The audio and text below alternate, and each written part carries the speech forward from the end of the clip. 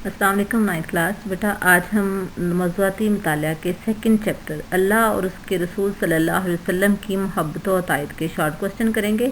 Lesson हम पहले पढ़ चुके थे, अब इनके शॉर्ट क्वेश्चन करेंगे जो बोर्ड के हवाले से हैं। तो आज हम पहले क्वेश्चन से इसको स्टार्ट करते हैं। हमारा फर्स्ट क्वेश्चन है, इबादत और बंदगी का तकाज़ा क्या है। इबादत कहते हैं अल्लाह ताला की इबादत करना, और बंदगी क्या है कि हम अपने आप को अल्लाह के कैसे फरमाबरदार बना सकते हैं। आंसर देखें, इबादत और बंदगी का तकाज़ा ये है कि पैदा अल्लाह ने किया है तो हुक्म भी उसी का मानो। आँख उसने दी तो उसकी रज़ा के मुताबिक देखो, रज़ा में यानी उसकी मर्ज़ी के मुताबिक देखो। कान उसने अता किए तो उसके फरमान के मुताबिक सुनने की आदत डालो। सोचने की कुव्वत उस परवरदिगार की अता करता है तो हर लम्हा उसकी ज़ात, कुदरत और उसके अहकाम पर गौर करो। यानी इबादत और बंदगी का तकाज़ा ये है कि जिस अल्लाह ने हमें पैदा किया है, हमें चाहिए कि हम उस अल्लाह के अहकामात को मानें, उस अल्लाह के अहकामात की मर्ज़ी के मुताबिक अपनी ज़िंदगी बसर करने की कोशिश करें, और कोशिश करें हर वो काम करें जो अल्लाह को पसंद है, और हर उस काम से बचने की कोशिश करें जिसको अल्लाह ताला नापसंद करता है। यानी अगर हम अल्लाह के फरमाबरदार बंदे बनना चाहते हैं तो हमें अतीउल्लाह व अतीउर रसूल, अल्लाह और उसके रसूल की फरमाबरदारी करना होगी, क्योंकि अल्लाह ताला ने खुद कुरान पाक में फरमा दिया है अतीउल्लाह व अतीउर रसूल। और उसका मकसद क्या है, लअल्लकुम तुफलिहून, ताकि तुम कामयाब हो जाओ। यानी दुनिया और आखिरत में कामयाबी के लिए ज़रूरी ये है कि हम अल्लाह की इबादत करें, अल्लाह के फरमाबरदार बंदे बने, अल्लाह के उन अहकामात की पैरवी करें जिनको अल्लाह ताला पसंद फरमाते हैं, और उन अहकाम से बचने की कोशिश करें जिनसे अल्लाह ताला नाराज़ होते हैं। सेकंड क्वेश्चन है, सोच का दुरुस्त ज़ाविया किस चीज़ की दावत देता है। तो इसका आंसर है, सोच का दुरुस्त ज़ाविया मोहब्बत इलाही की दावत देता है। यानी अगर हम अपनी सोच को बेहतर बनाते हैं, सही बनाते हैं, अल्लाह की कुदरत पर गौर करते हैं, तो हमें हमारे सोच का ज़ाविया किस चीज़ की तरफ दावत देता है कि हम उस पैदा करने वाले से मोहब्बत करें जिसने हमें पैदा किया, जिसने हमें सही सलामत इंसान बनाया, ज़िंदगी की हर नेमत से हमें नवाजा। जो हमने चाहा अल्लाह ताला ने वो सब कुछ हमें अता किया, और जो हमने नहीं भी चाहा वो भी अल्लाह ताला ने हमें अता किया है। जब हम कायनात की इन तमाम चीज़ों को देखते हैं तो हमारा दिल चाहता है कि हम इन तमाम चीज़ों के बनाने वाले को, और जिसने हमें बिन मांगे ये हमें सब कुछ अता किया है, हम उसका शुक्रिया अदा करें। और शुक्रिया क्या है कि हम उससे अपनी मोहब्बत का इजहार करें, और मोहब्बत क्या है कि हम अल्लाह के अहकामात को मानें, उन पर चलने की कोशिश करें। सेकंड क्वेश्चन है, अल्लाह ताला से मोहब्बत के बारे में किसी एक कुरानी आयत का तर्जमा तहरीर करें। आंसर देखें, जो लोग ईमान लाए वो अल्लाह से बहुत मोहब्बत करने वाले हैं। यानी अल्लाह से मोहब्बत करने वाले कौन से लोग हैं, जो ईमान ले आते हैं, क्योंकि जो शख्स अल्लाह ताला पर ईमान ले आता है वो अल्लाह की मोहब्बत में बहुत सख्त हो जाता है। अशद्दु हुब्बलिल्लाह, अल्लाह से बहुत ज़्यादा मोहब्बत करने वाला हो जाता है। यानी मोहब्बत क्या है, अल्लाह के अहकामात को मानना, अल्लाह के अहकामात की पैरवी करना, अल्लाह के अहकामात के मुताबिक चलने की कोशिश करना, अल्लाह नहीं अनिल मुनकर से बचने की कोशिश करना, अमर बिल मारूफ के मुताबिक चलने की कोशिश करना। यानी वो तमाम अहकामात जो अल्लाह ने हमें दिए हैं, अगर हम उनके मुताबिक चलते हैं तो हम अल्लाह से मोहब्बत करते हैं, और जब हम अल्लाह से मोहब्बत करते हैं तो यही हमारी सोच का दुरुस्त ज़ाविया होता है। नेक्स्ट क्वेश्चन है, ईमान का तकाज़ा क्या है। जब हम ईमान ले आए हैं तो ईमान लाने के बाद हमारा तकाज़ा क्या अल्लाह की तरफ से हो जाता है। देखिए, ईमान का तकाज़ा है कि अल्लाह से मोहब्बत की जाए। अल्लाह से मोहब्बत का तकाज़ा है कि उसके अहकाम को दिल से तस्लीम किया जाए और पूरी दिलजमी से उन पर अमल किया जाए। यानी जब ईमान ले आते हैं तो इस्लाम कबूल कर लेते हैं, तो उसके बाद जो सबसे ज़रूरी अमल क्या है, अल्लाह से मोहब्बत।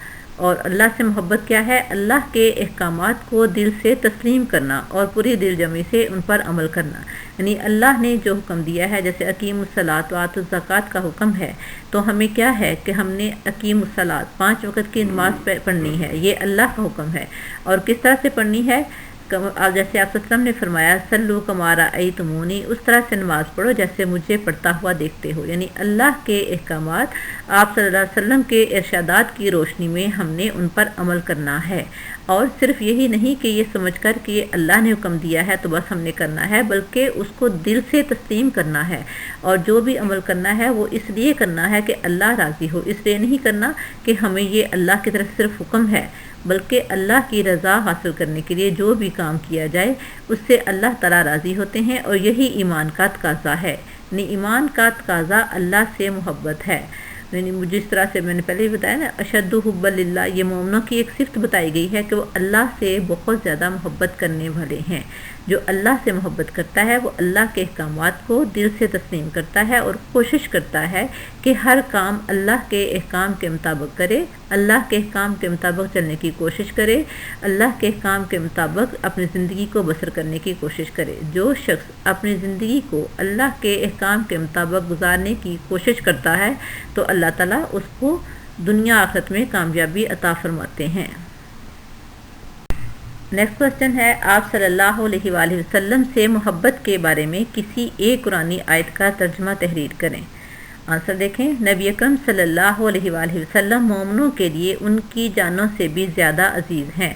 یعنی آپ صلی اللہ علیہ وسلم کی سے محبت جو ہے وہ اپنی جانوں سے بڑھ کر ہونی چاہیے۔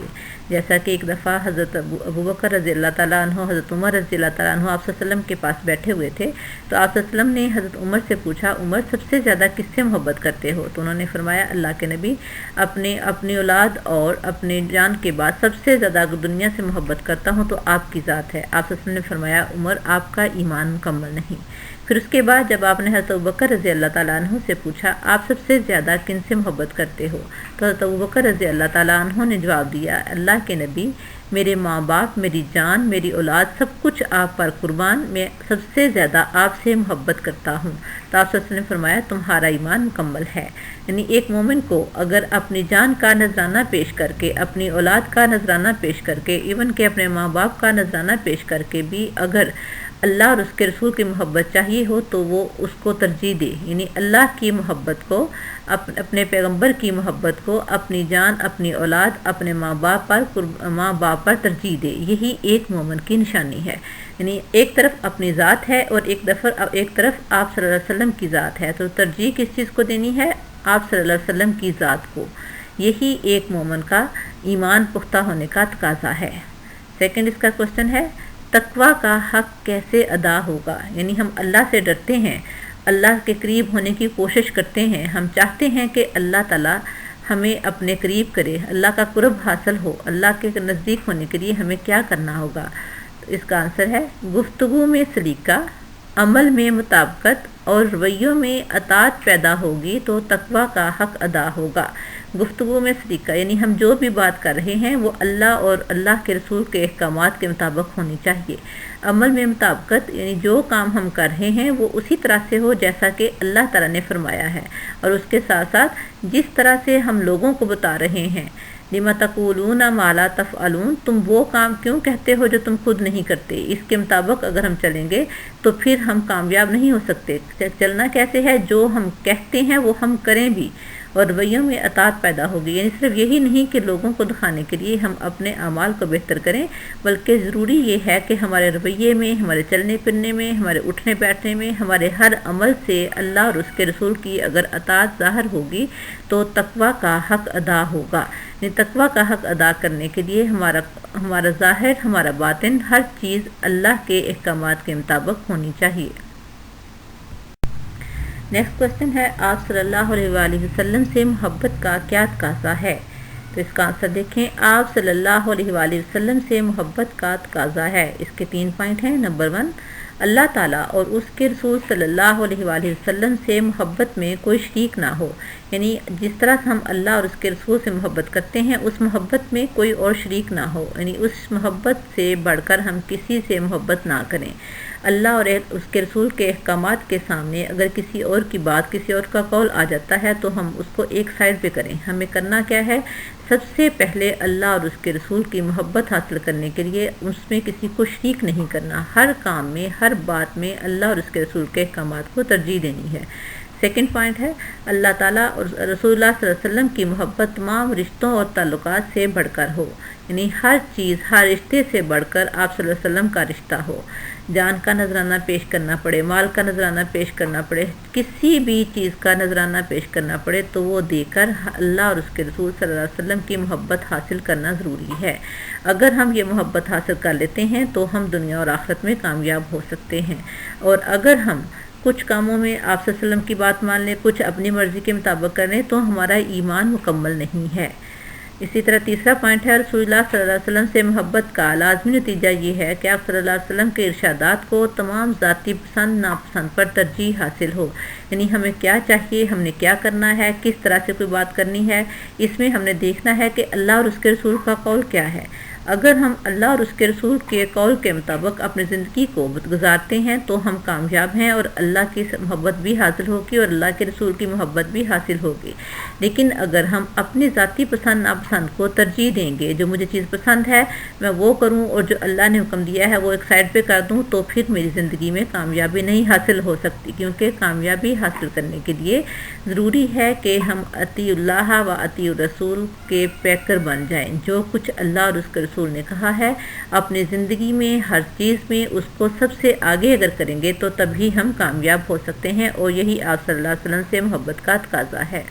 نیکسٹ کوسچن ہے محبت الہی کس چیز کا نام ہے، یعنی اللہ سے محبت کس چیز کا نام ہے؟ تو اس کا آنسر دیکھیں، محبت الہی اسوہ رسول صلی اللہ علیہ وآلہ وسلم کی پیروی کا نام ہے، یعنی ہم اللہ کی محبت کس طرح سے حاصل کر سکتے ہیں۔ تو اللہ کی محبت حاصل کرنے کے لیے ضروری ہے کہ ہم اپنے پیارے پیغمبر صلی اللہ علیہ وآلہ وسلم کے احکامات کی پیروی کریں، کیونکہ آپ صلی اللہ علیہ وسلم وہی کہتے ہیں جو آپ کی طرف وحی کی جاتی ہے، ان هو الا وحی یوحی۔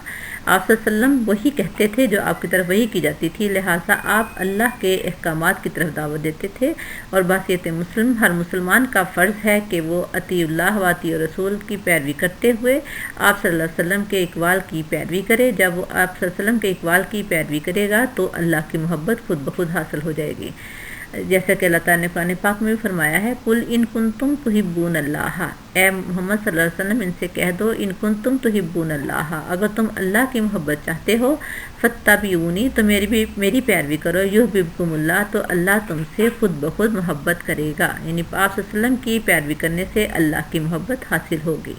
نیکسٹ کوسچن ہے اطاعت میں کیا چیز درکار ہے، یعنی اگر ہم اللہ اور اس کے رسول کی فرما برداری کرتے ہیں تو ہمیں کیا چیز چاہیے، درکار میں چاہیے۔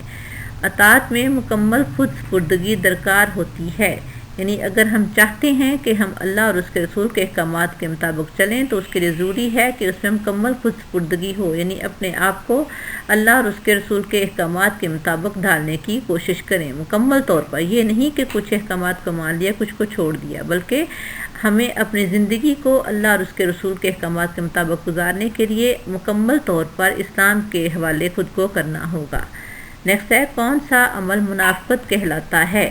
منافقت میں یعنی کہتے ہم کچھ ہیں کرتے کچھ ہیں، اس کا آنسر دیکھیں، جس عمل میں دلی چاہت اور قلبی میلان نہ ہو وہ عمل منافقت کہلاتا ہے، یعنی ہم کوئی کام نیک کر رہے ہیں لیکن ہمارا دل نہیں چاہ رہا تو وہ عمل منافقت کہلاتا ہے۔ فرض کریں ہم نماز ہی پڑھ رہے ہیں تو لیکن اس میں اللہ کی رضا حاصل کرنا نہیں، جسٹ ایک فرض پورا کرنے کے لیے، زکوٰۃ دے رہے ہیں تو جسٹ ایک فارمیلٹی پوری کر رہے ہیں، تو وہ عمل منافقت کہلاتا ہے، کیونکہ اللہ کو وہ عمل پسند ہے جس میں ہمارا قلبی میلان ہو، دلی چاہت ہو، دل چاہتا ہو اور ہم دل سے اس کام کو کر رہے ہوں تو وہ عمل صحیح ہے، ورنہ وہ عمل منافقت کہلائے گا۔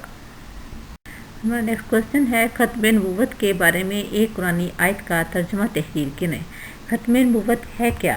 یعنی نبوت کا وہ سلسلہ جو حضرت آدم علیہ السلام سے شروع ہوا تھا وہ آپ صلی اللہ علیہ وآلہ وسلم پر آ کر ختم ہو گیا ہے۔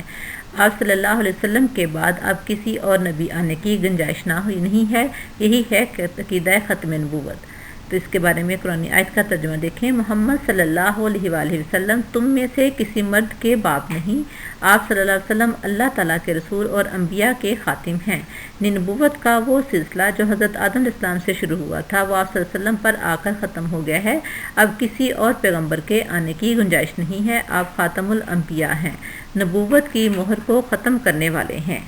نیکسٹ ہے ختم نبوت کے بارے میں کسی ایک حدیث مبارکہ کا ترجمہ تحریر کریں۔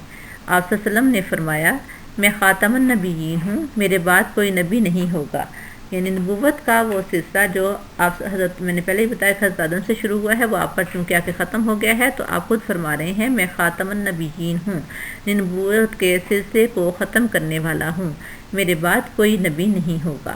تو بچوں آپ نے یہ سارے کوسچن جو ہیں وہ اچھی طرح سے لکھنے بھی ہیں اور یاد بھی کرنے ہیں۔ یہ آپ کے بورڈ کے پوائنٹ آف ویو سے ہیں، بورڈ میں جو آپ کے کوسچن آتے ہیں 50% جو پیپر ہے وہ انہی طرح کے کوسچن سے ہوتا ہے، اس لیے آپ نے اس کو اچھی طرح سے یاد کرنا ہے۔